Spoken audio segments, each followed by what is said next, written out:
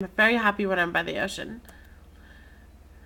This is Cannon Beach, a Haystack Rock. That's about 80 miles from Portland, so it's nice to take a drive out here on my days off. As you can see, it is just amazingly beautiful. The mountains come right down from the Cascades and just touch right into the surf. This is a beach that I go collecting agates on, and you can make these agates into beautiful jewelry, as they often do along here. This is the town of Manzanita and some other sand dunes in Oregon, and some riders that were enjoying a nice morning. And after 6 months in Oregon, up in Portland, I decided that I was going to be very brave and journey to the East Coast that I had never been to.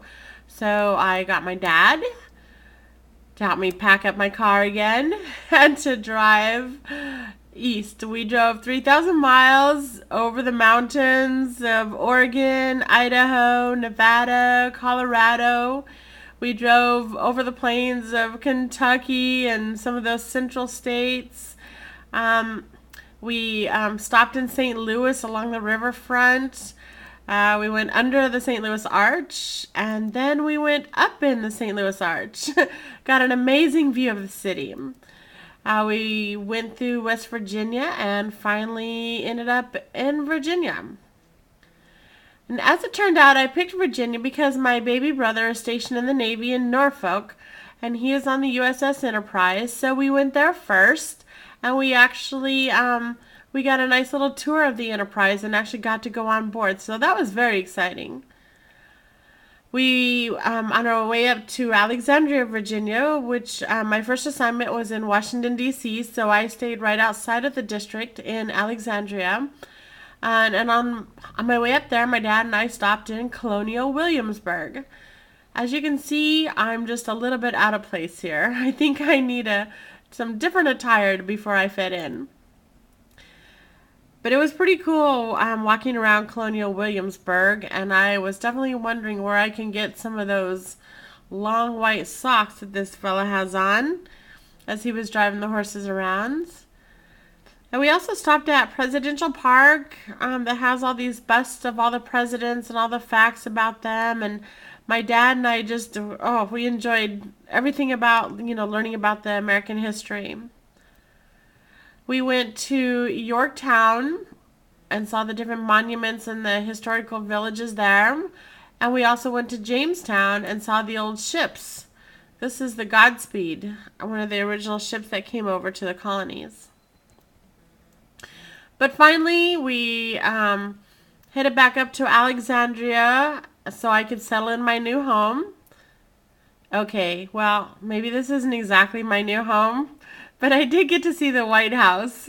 Most of the time, it was behind the fence. But that was one of the first things that I wanted to see, and I was amazed just how simple and beautiful it is. It's kind of like a very crisp, clean, white cake. It's just simply ornate and just beautiful. On my very first day in Virginia on my own, I was feeling a little bit homesick, and my dad had flown back home.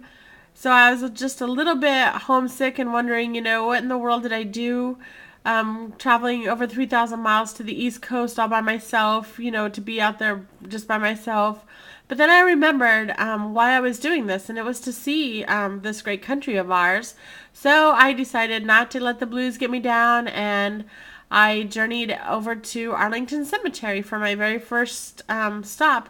My very first day on my own there. That's what I did. I went to Arlington Cemetery.